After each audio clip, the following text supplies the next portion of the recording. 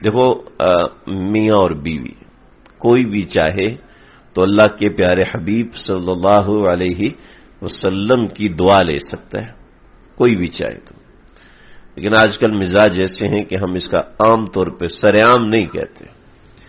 آپ نے فرمایا کہ اللہ رحم کرے اس بیوی کے اوپر جو اپنے شوہر کو تہجد کی نماز میں اٹھائے.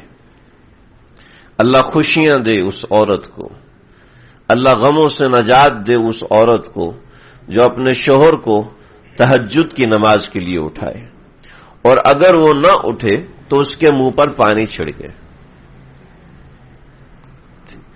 پھر فرمایا اللہ رحم کرے، اللہ خوش رکھے، اللہ خوشیاں دے اس مرد کو جو تہجد کی نماز کے لیے اپنی بیوی کو اٹھائے، اگر بیوی نہ اٹھے تو اس کے منہ پر پانی چھڑکے.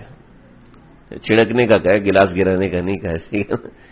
اس کا مطلب ہے ہلکا سا اس کو تو نیند سے بیدار کرے.